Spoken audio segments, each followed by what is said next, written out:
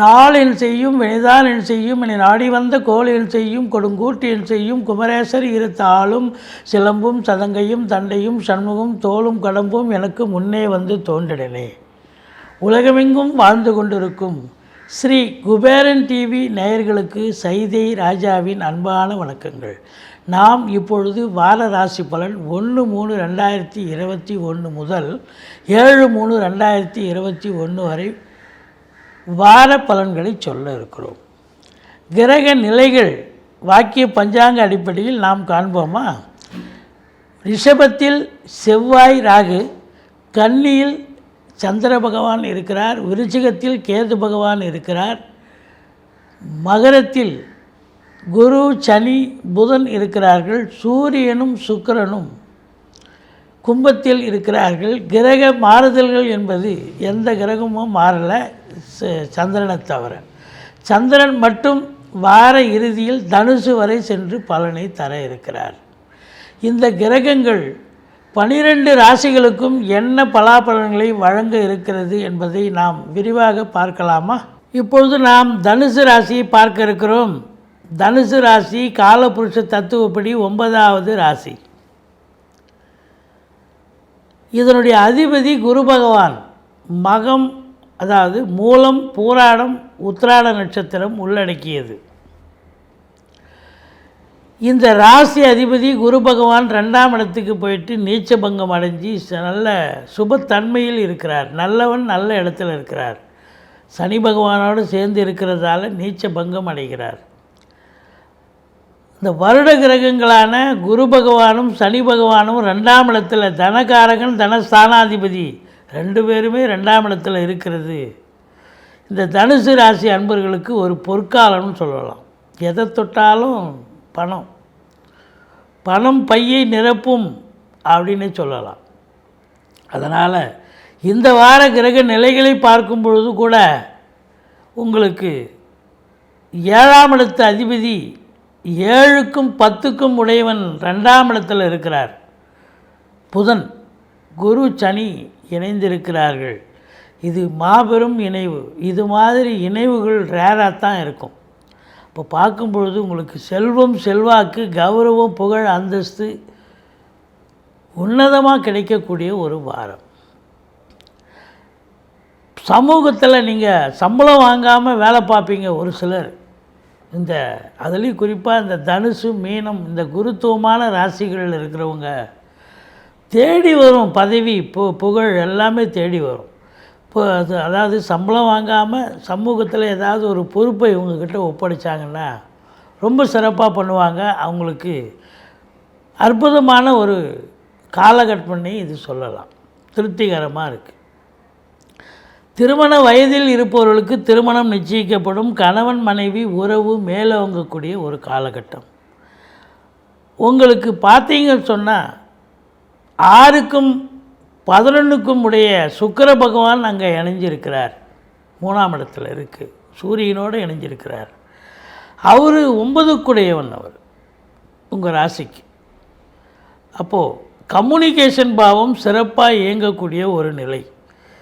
BPO, software, hardware, தபால் தந்தி இலாக்கா, courier service, விளையாட்டு வீரர்கள், வீராங்கனைகள், நடன கலைஞர்கள், ஸ்டண்ட் கலைஞர்கள், பின்னணி பாடகர்கள், இசை அமைப்பாளர்கள், இசை வல்லுநர்கள், இவங்க எல்லாருக்கும் வேலை வாய்ப்பு கிடைச்சி சம்பாத்தியம் பெற்று சந்தோஷமாக இருக்கக்கூடிய உன்னதமான ஒரு வாரம்.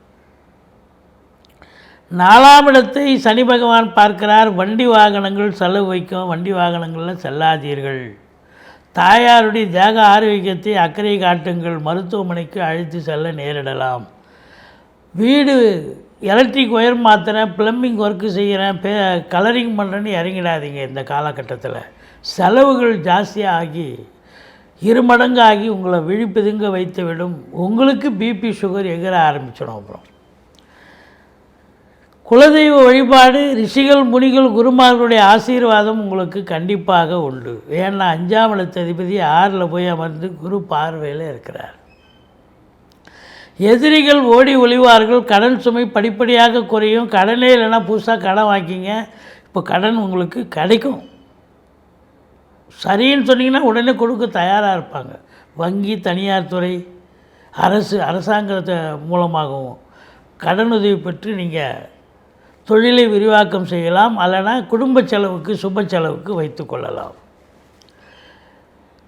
நல்ல பணியாளர்கள் உங்கள் அதாவது சொந்த தொழில் புரியும் அன்பர்களுக்கு நல்ல பணியாளர்கள் கிடைப்பார்கள். உங்கள் தேக ஆரோக்கியம் சிறப்பாக இருக்கும்.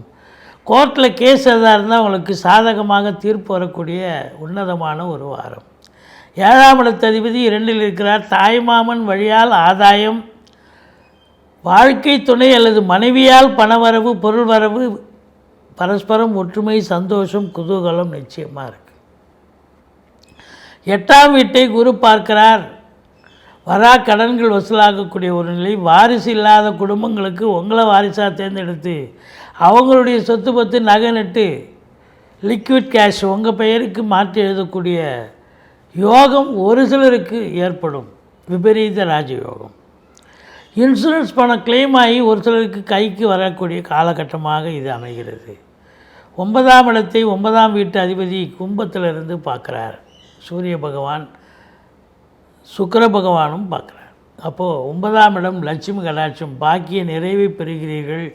தொட்டதெல்லாம் தொடங்கி வெற்றி பறிக்கக்கூடிய காலகட்டமாக இது அமைகிறது. தந்தையால் அனுகூலம், தந்தை வழி சொந்தங்களால் ஆதாயம், லட்சுமி கடாட்சம் பெறக்கூடிய உன்னதமான ஒரு வாரம்.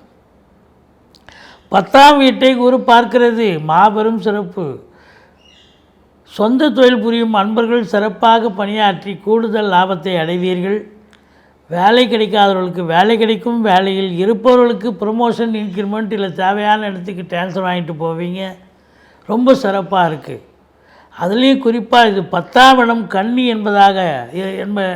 கன்னியாக இருப்பதால் பத்திரிகை துறை, எழுத்துத்துறை, எழுத்தாளர்கள், கவிஞர்கள், ஆடிட்டர்கள், இலக்கியவாதிகள், வங்கி பணியாளர்கள், வழக்கறிஞர்கள் இவங்க எல்லாருக்குமே வேலைவாய்ப்பு சுறுசுறுப்பாகி அதில் அவங்களுக்கு முன்னேற்றம் கிடைக்கக்கூடிய ஒரு காலகட்டம். மேலிடத்தில் செல்வாக்கை பெறக்கூடிய ஒரு காலகட்டமாக இது அமைகிறது. உங்களுக்கு 11ஆம் இடத்து அதிபதி சுக்கிர பகவான் 3இல் தைரிய வீரிய ஸ்தானத்தில் இருக்கிறார். அப்போ தொட்டதெல்லாம் தொடங்கி லாபம் வரக்கூடிய ஒரு காலகட்டமாக இது அமைகிறது. 12இல் கேது பகவான் செவ்வாய் பார்க்கிறார். அதனால் உங்களுக்கு பார்த்தீங்கன்னு சொன்னால் ஆன்மீக சிந்தனை மேலோங்கி ஆலயங்களுக்கு சென்று வருவீர்கள்.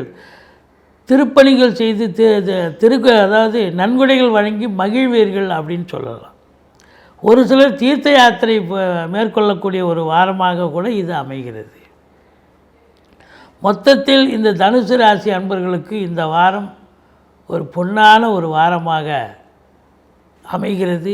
நீங்கள் வணங்க வேண்டிய தெய்வம் பெருமாளை சேவியுங்கள், சக்கரத்தாழ்வாரை வணங்குங்கள், முருகப்பெருமானை வணங்குங்கள். வாழ்க்கையில் எல்லா வளமும் நலமும் கிடைக்க நான் எப்பொழுதும் பூஜிக்கும் ஸ்ரீ ராகவேந்திரரை வணங்குகிறேன். வாழ்க வளமுடன். ஸ்ரீ குபேரன் டிவியை பார்த்தமைக்கு நன்றிகள். மேலும் இது போன்ற தகவல்களை தெரிந்து கொள்ள ஸ்ரீ குபேரன் டிவியை சப்ஸ்கிரைப் செய்யுங்கள். மறக்காமல் பெல் ஐக்கானை கிளிக் செய்யுங்கள்.